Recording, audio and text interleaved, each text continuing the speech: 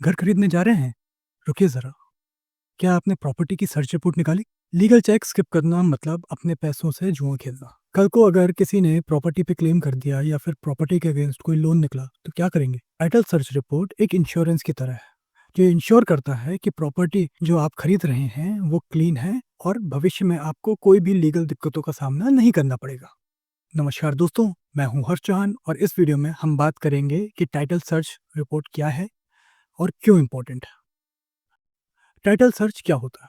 Simple शब्दों में, title search एक कॉमन प्रोसेस है जिसमें हम चेक करते हैं कि प्रॉपर्टी का असली ओनर कौन है और कहीं प्रॉपर्टी के अगेंस्ट कोई लोन या केस तो नहीं चल रहा, और जो हमें प्रॉपर्टी बेच रहा है क्या वो उस प्रॉपर्टी को बेचने का असली मालिकाना हक रखता भी है या नहीं।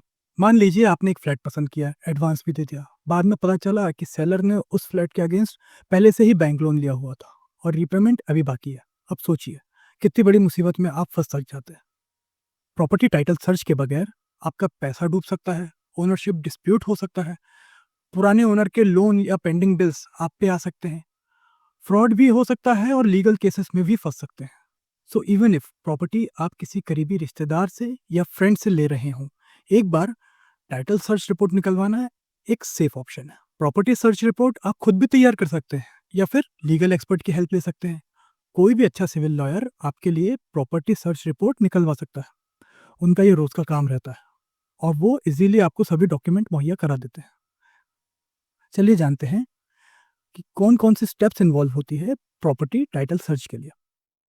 सबसे पहले तो सेलर से ज़रूरी डॉक्यूमेंट्स की डिमांड कीजिए, जैसे सेलर की ID verification which includes Aadhaar card, PAN card.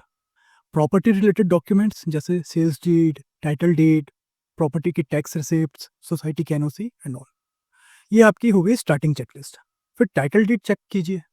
Title deed को ध्यान से पढ़ना है। देखिए कि सेलर वाकई में प्रॉपर्टी बेचने का हक रखता है या नहीं।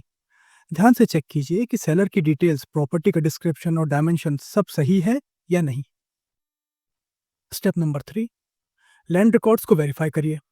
एक छोटी सी फीस के साथ सब रजिस्ट्रार ऑफिस जाके आप प्रॉपर्टी का लैंड रिकॉर्ड निकलवाया जा सकता है। यहाँ आपको मिलेगी प्रॉपर्टी की ओनरशिप हिस्ट्री, जैसे पहले कौन ओनर था, फिर ट्रांसफर किसके नाम हुआ और क्या ट्रांसफर सही प्रोसेस के थ्रू हुआ है या नहीं। Step number 4, encumbrance certificate.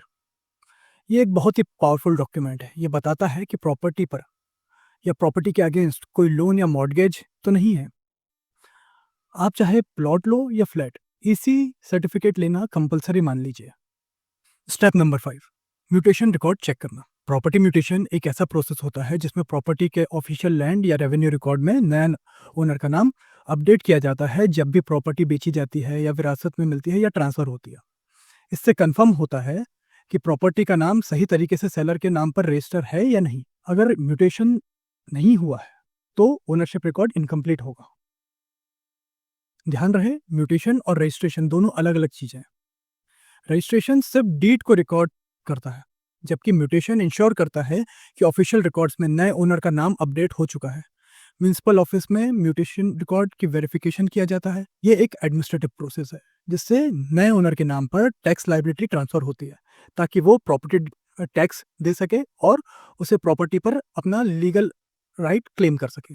Chain of ownership को स्टडी करिए। मान लीजिए प्रॉपर्टी 3 ओनर के थ्रू पास हुई है, ए से बी, बी से सी और अब सी से आपको बेची जा रही है। आपको इंश्योर करना होगा कि ट्रांसफर लीगल था और कहीं भी गैप या डिस्प्यूट नहीं था। स्टेप नंबर 7, कोर्ट रिकॉर्ड्स को चेक करना। लोकल कोर्ट या हाई कोर्ट के रिकॉर्ड्स में सर्च करो कि प्रॉपर्टी पर कोई केस तो पेंडिंग नहीं है। अगर लिटिगेशन चल रहा है तो उस प्रॉपर्टी को खरीदना सबसे बड़ी गलती हो सकती है। स्टेप नंबर 8, लीगल एक्सपर्ट से सलाह लें।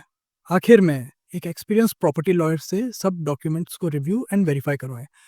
आपको लगेगा कि ये एक्स्ट्रा एक्सपेंस है, लेकिन यह एक इंश्योरेंस की तरह है जो आपको लाखों रुपए बचा सकता है। चलिए फिर से सब स्टेप्स एक बार शॉर्ट में रिकैप कर लेते हैं। सेलर से सब डॉक्यूमेंट की डिमांड कीजिए, जैसे सेलर का आईडी वेरिफिकेशन एंड प्रॉपर्टी से रिलेटेड डॉक्यूमेंट्स जैसे sales deed, title deed, tax receipt and society के एनओसी। टाइटल डीड को लाइन बाय लाइन अच्छे से पढ़िए और चेक कीजिए कि जिससे आप प्रॉपर्टी खरीद रहे हैं उसी के पास प्रॉपर्टी बेचने का मालिकाना हक है। सब रजिस्ट्रार ऑफिस से लैंड रिकॉर्ड वेरीफाई कीजिए और इनकम्बरेंस सर्टिफिकेट निकलवाइए। म्यूटेशन रिकॉर्ड वेरीफाई कीजिए। चेन ऑफ ओनरशिप को चेक करिए। प्रॉपर्टी का सर्वे करिए और लोकल कोर्ट और हाई कोर्ट में कोई भी पेंडिंग केस तो नहीं है ये पता करिए। अगर कहीं भी आपको कंफ्यूजन लगे तो एक लीगल एक्सपर्ट का सजेशन लीजिए। एक बात का ध्यान रखिए, प्रॉपर्टी टाइटल सर्च एक छोटा स्टेप है, लेकिन यह आपको बड़े स्कैम्स और फ्रॉड से बचा सकता है। चलिए दोस्तों, आज की वीडियो में बस इतना ही। अगर वीडियो आपको हेल्पफुल लगी हो तो लाइक कीजिए, सब्सक्राइब कीजिए, शेयर कीजिए। Thank you. जय हिंद।